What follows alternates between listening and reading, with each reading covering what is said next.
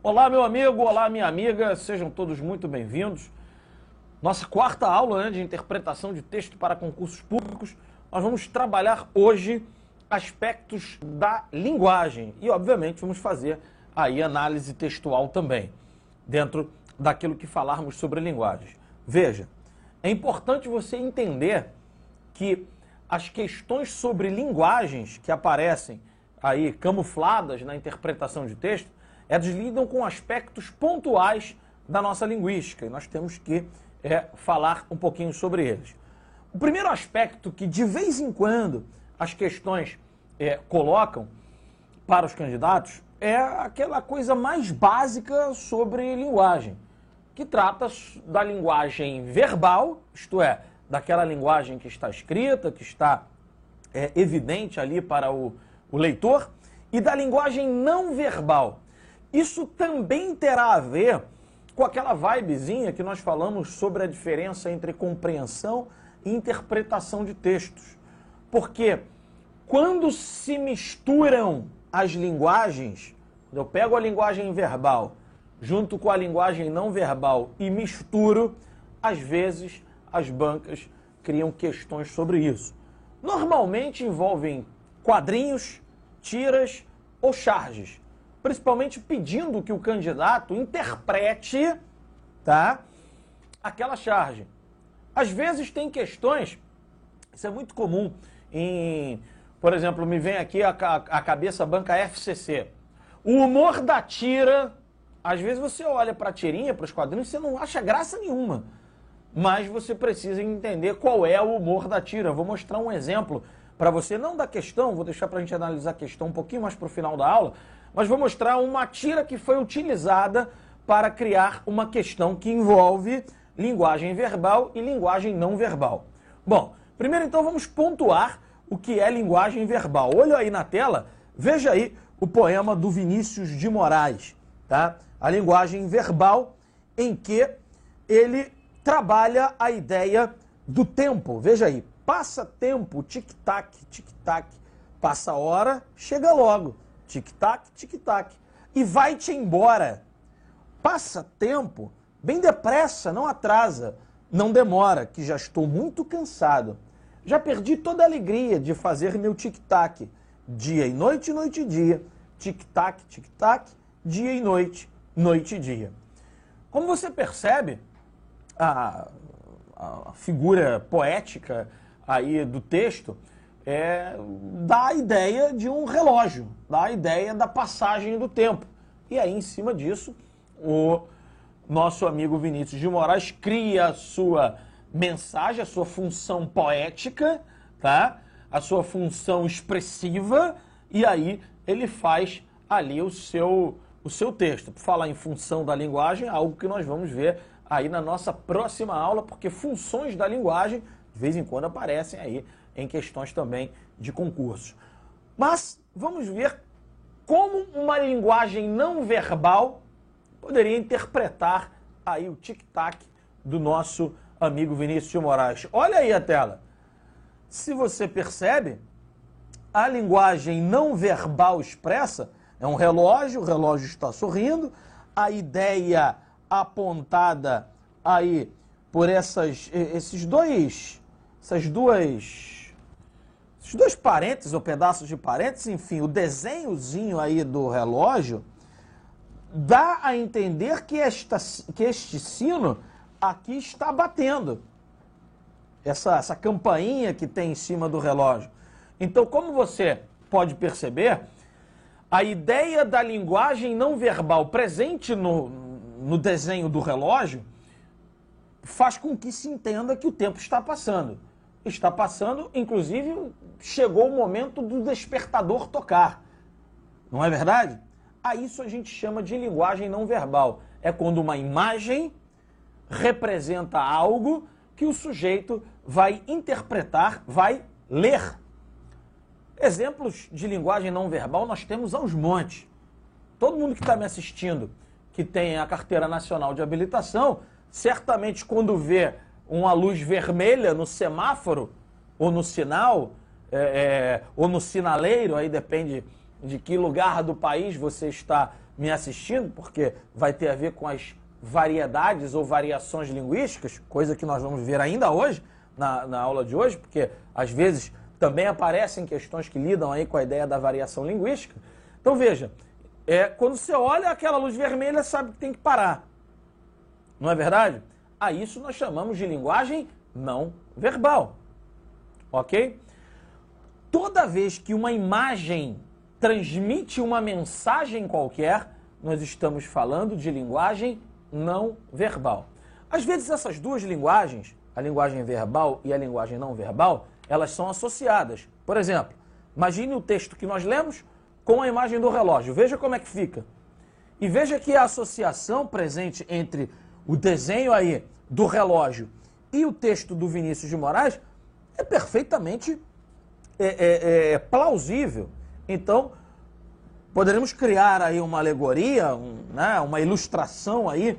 Vamos imaginar que fôssemos usar esse texto para ilustrar um livro didático, a imagem do relógio seria perfeita.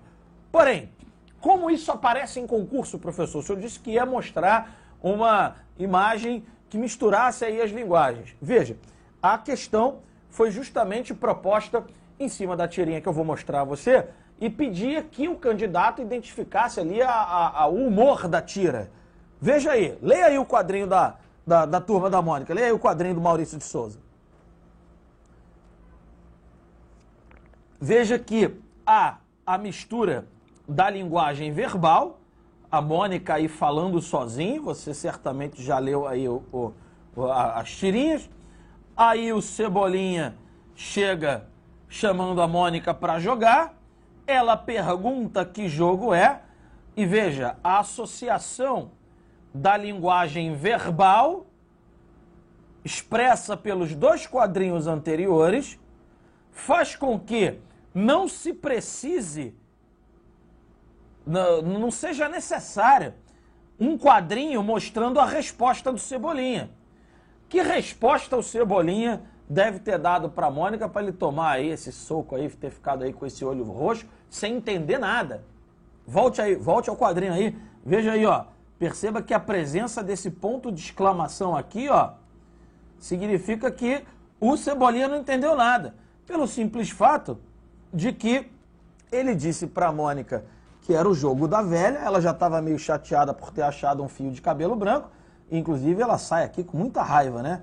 Veja aqui os risquinhos do Maurício de Souza que dizem que a Mônica saiu dali com muita raiva, né? Pela resposta do Cebolinha. Ele tomou aí esse supapo e não entendeu coisa alguma do porquê de ter levado esse soco aí no olho. Bom, enfim, assim eu construo a associação da linguagem verbal com a linguagem não verbal.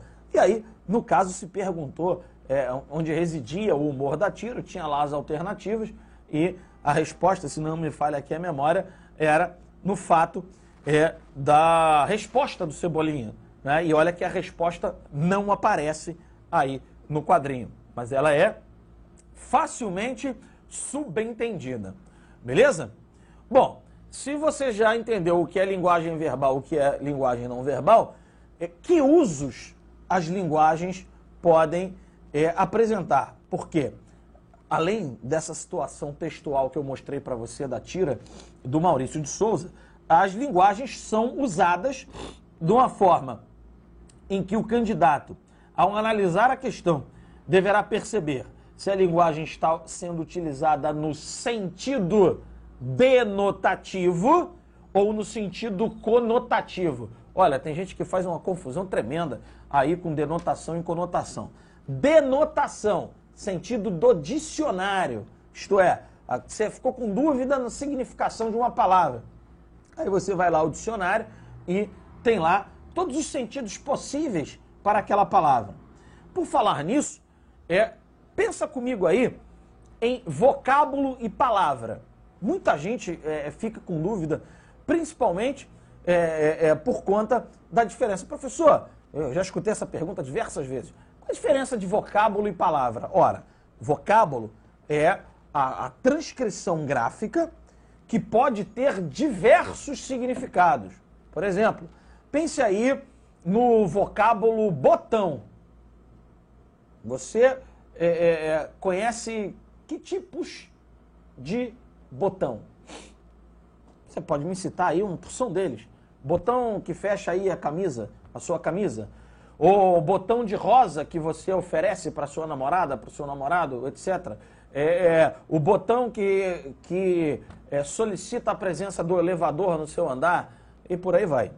Até os íconezinhos aí do Windows, por exemplo, se você utiliza o sistema operacional Windows, que tem o nome Windows, janela, né?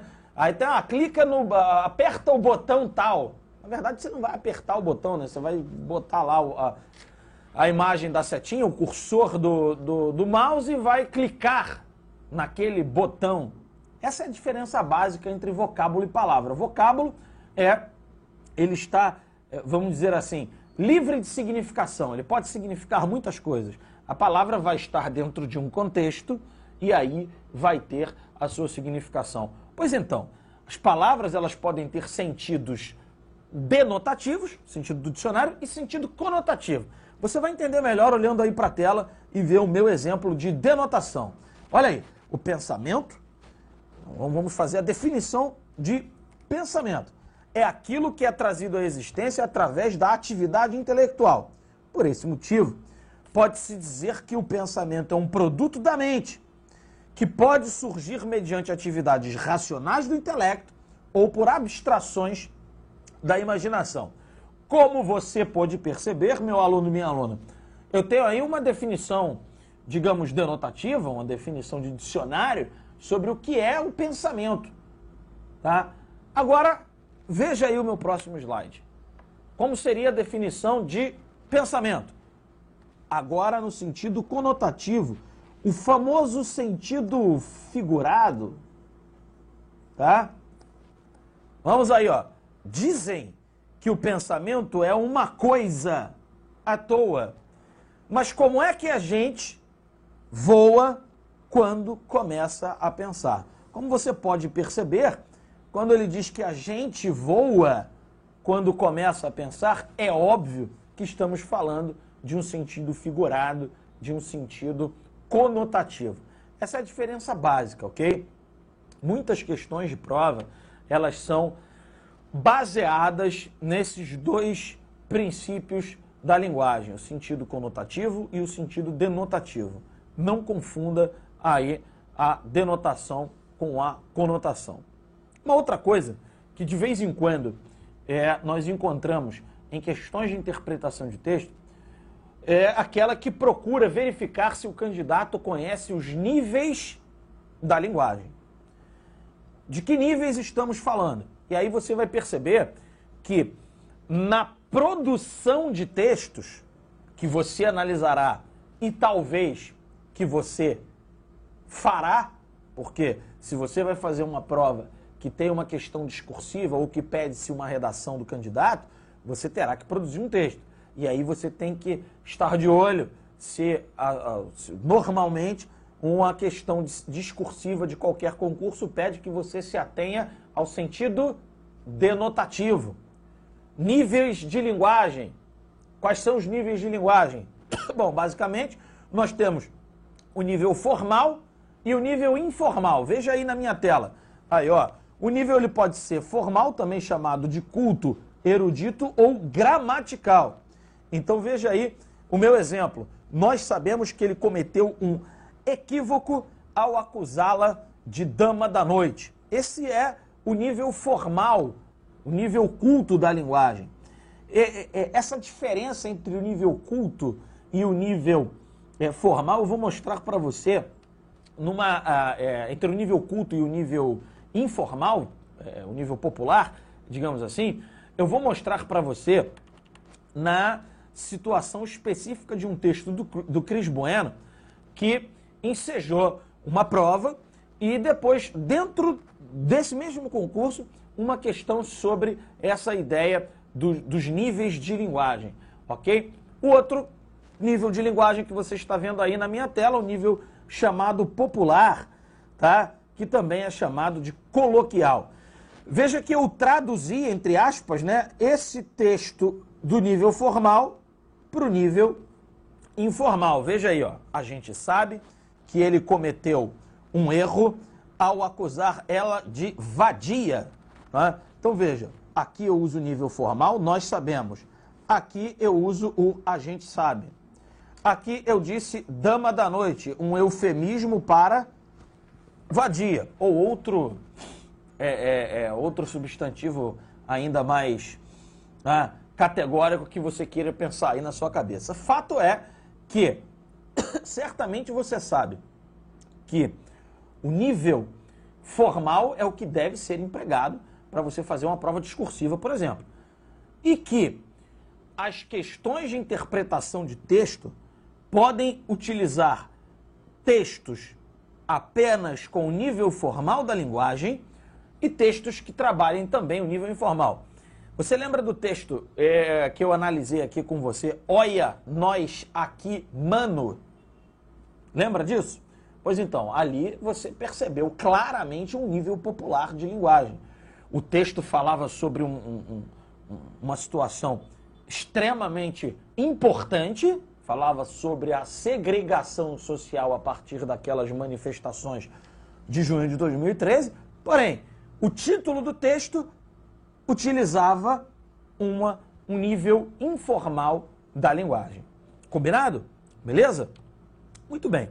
Além dos níveis formal e informal da linguagem, que podem ser objetos aí de questões da sua prova, você também poderá encontrar questões que tratem das variações linguísticas ou variedades linguísticas. Nós vamos aprofundar um pouquinho isso aqui. O que são variações linguísticas? Normalmente se trabalha com a ideia da norma, a norma culta e a norma popular. E aí nós vamos entender o seguinte. Primeiro, dê uma olhada aí na minha tela, tá? Variedades linguísticas são as variações que uma língua apresenta de acordo com condições sociais. Lembra lá do texto olha nós aqui, mano? Variação linguística também cultural. É claro que uma pessoa que seja muito mais culta, você tem ali uma reunião de doutores em antropologia, você obviamente vai encontrar uma variedade linguística diferente daquela da galera que dá o rolezinho no shopping, por exemplo. Tá? As variações regionais. Durante algum tempo, eu tive a oportunidade de morar na cidade do Recife. Uma das minhas atividades também era ser militar e, em certo momento, a Força Aérea me transferiu lá para a cidade do Recife. E lá eu escutei o diminutivo de pai, que na norma culta, no nível formal da linguagem é paizinho, e lá no Nordeste em geral, na verdade, né, não só em Recife, o pessoal chama o pai de painho, a mãe de mainha. Aí nós estamos falando de variação linguística regional.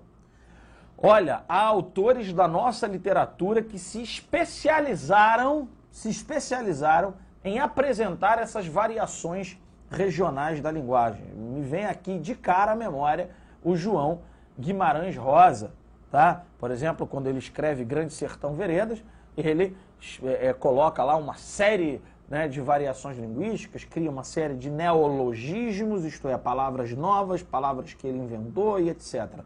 Beleza? Então, variações regionais, às vezes, podem aparecer até mesmo em textos literários. Já vi questão de concurso cobrar isso. Continuando aí a leitura da tela, olha aí que a variedade linguística também pode ser histórica, tá? Basta você pegar, por exemplo, pegue a versão, você encontra na internet facilmente a símile da versão inicial da Carta do Pero Vaz de Caminha. Carta do Pero Vaz de Caminha, você sabe, é considerado o primeiro documento escrito do Brasil. Lá o Pero Vaz de Caminha contando para o rei de Portugal sobre a terra que havia sido descoberta, entre aspas. Não vamos entrar nesse mérito. Fato é que, se você ler a versão original da carta, Você fica com dificuldade de entender aquilo que está escrito, justamente por conta dessa evolução. O português histórico, o português lá da Idade Média, o recém-saído da Idade Média, no caso lá do Pério Vaz de Caminha, era um português bastante diferente do atual.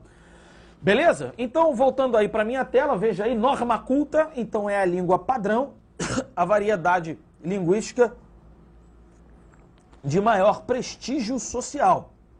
E a norma dita popular, que são todas as variedades linguísticas diferentes da língua padrão, que vai ter a ver aí com a condição social, como nós falamos, com o nível cultural do falante, com o local onde esse falante reside ou o local onde esse falante nasceu e, claro, o tempo em que foi escrito.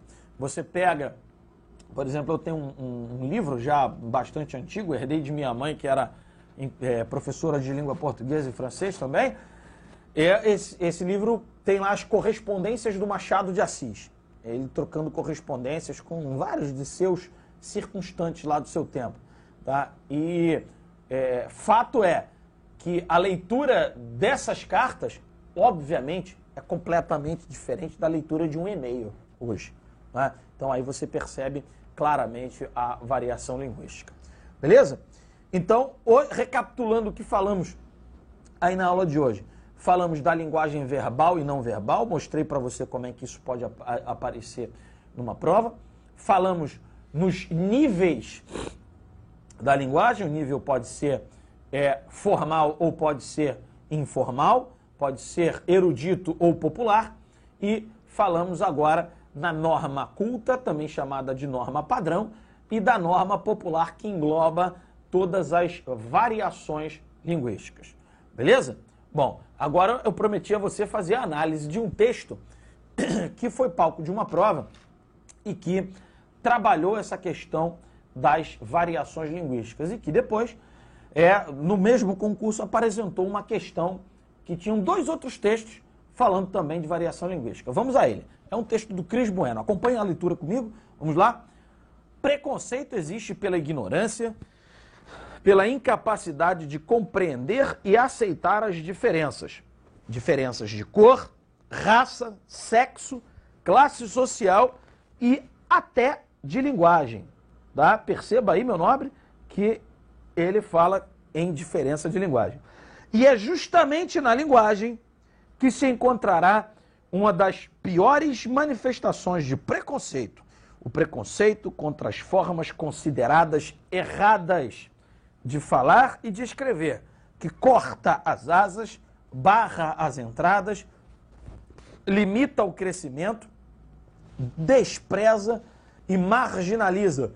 Veja, meu nobre, que a utilização das aspas na palavra erradas, você vê que já faz com que você perceba que, na verdade, para o autor do texto, não é uma forma exatamente errada. Então, preste bem atenção. Lá na minha primeira aula, se não me falha a memória, tá? Eu falei para você sobre os modalizadores. Às vezes a opinião de um autor está expressa tão somente pela presença de aspas, como é o caso aí desse texto. Então, poderia muito bem se criar uma questão em cima do uso dessas aspas, da intenção do autor. Lembra que eu coloquei para você a intenção do autor lá em tipos de enunciados que você poderia encontrar em interpretação de texto?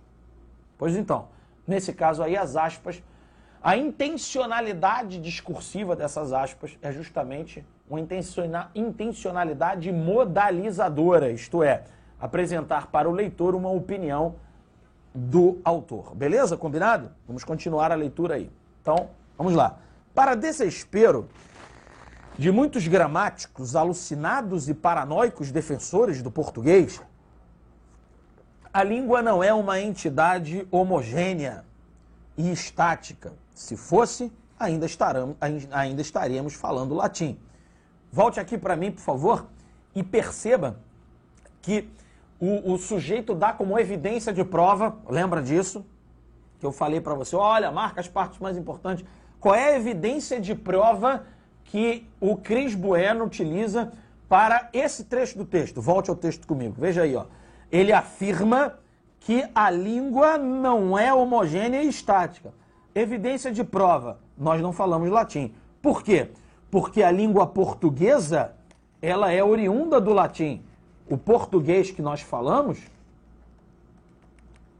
ele é uma língua neolatina. Essa é a evidência de prova que ele utiliza. A isso nós chamamos de fato-exemplo. O cara dá um fato que exemplifica o que ele acabou de falar. Evidência aí desse texto. Vamos continuar a leitura do texto.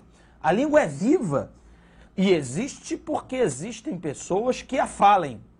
E as pessoas mudam, a sociedade muda, o tempo muda. Logo, a língua também muda. Ok? A essa evidência que eu estou marcando para você agora, tá? As pessoas mudam, a sociedade muda, o tempo muda.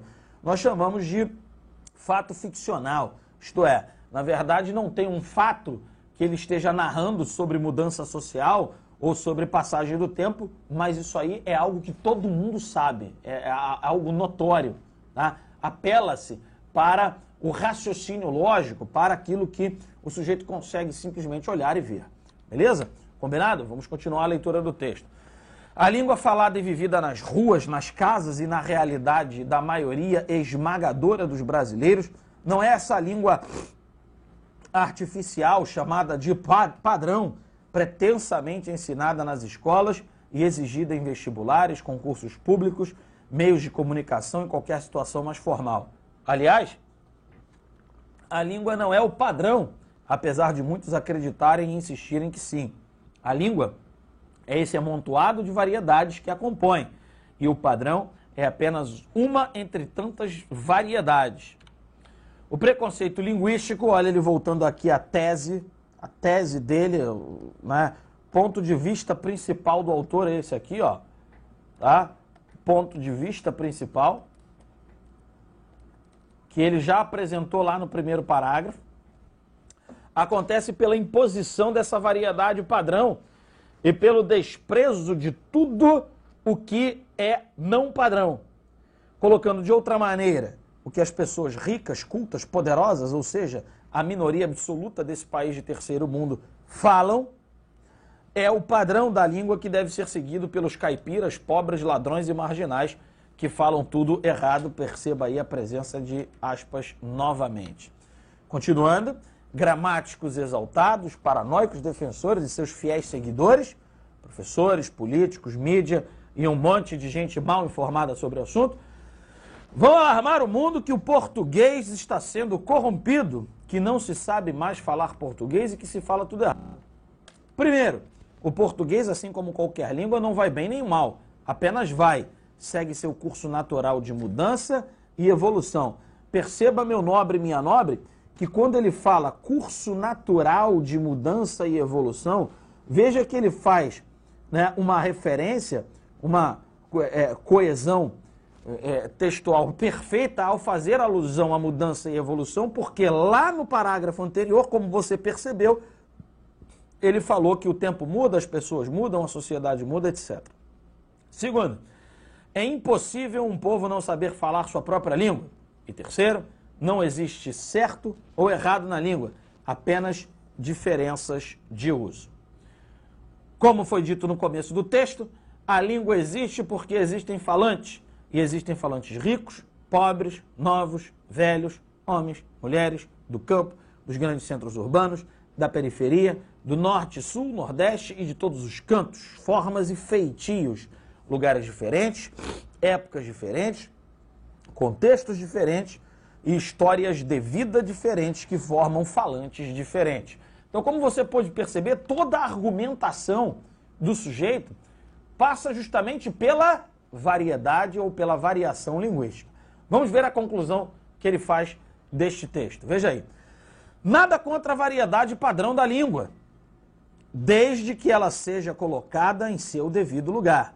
como mais uma entre tantas variedades linguísticas. E, como tanta coisa na vida, tem seu lugar e sua hora. Na sala de aula, em palestras, reuniões de trabalho, é imprescindível e indispensável. Mas, na praia, em festas, barzinhos, em casa, para quê? Repito, nada contra o padrão, tudo contra a sua exaltação e o preconceito a que isso conduz. Como você pode perceber, no último parágrafo aí utilizado nesse trecho, que na verdade é só um trecho do texto do Cris Bueno, esse texto é enorme, ele fala muito sobre o preconceito linguístico, mas o parágrafo utilizado aí como conclusão retoma o ponto de vista inicial apresentado pelo autor do texto. Aí, nesse mesmo concurso, apareceu essa questão que está diante de você aí agora. Leia comigo. O uso do pronome átono no início das frases é destacado por um poeta e por um gramático nos textos abaixo. Aí veja aí o poema intitulado Pronominais, do nosso modernista de primeira geração, Oswald de Andrade. Dê-me um cigarro, diz a gramática, do professor e do aluno e do mulato sabido. Mas o bom negro e o bom branco da nação brasileira diz todos os dias, deixa disso, camarada, me dá um cigarro. Veja o contraste que ele faz aqui e aqui. Porque aqui, ó, eu tenho norma culta e aqui eu tenho variação linguística. Não é isso? Ou nós poderíamos dizer nível informal ou coloquial. Bom, vamos continuar. Agora, a questão apresentou a definição que o Domingos Pascoal Segala, que é muito empregado aí, inclusive em concursos públicos, na novíssima gramática da língua portuguesa, faz sobre essa ideia de iniciar frase com pronome oblíquo átono.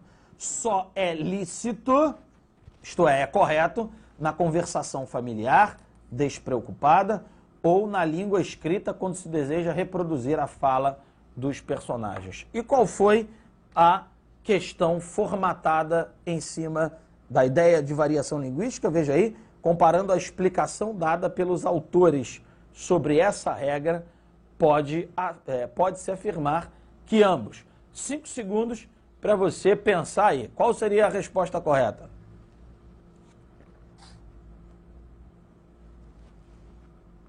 Tempo esgotado, veja aí, ó. Condenam essa regra gramatical? Não, não se condena a regra gramatical. Tá? Em nenhum momento há a condenação de se utilizar o pronome oblíquo após o verbo, em próclise, não é isso?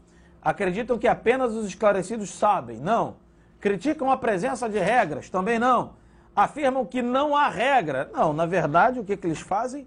Eles relativizam a regra gramatical. Combinado? Então, a análise dos dois textos, né, que foram utilizados para compor a questão, falando sobre a variação linguística. Combinado? Muito bem. Na próxima aula, nós vamos falar sobre as funções dessa linguagem que sempre estão aparecendo aí em questões de interpretação e compreensão textual nos mais diversos concursos públicos. Eu aguardo você no nosso próximo encontro. Um grande abraço e até lá!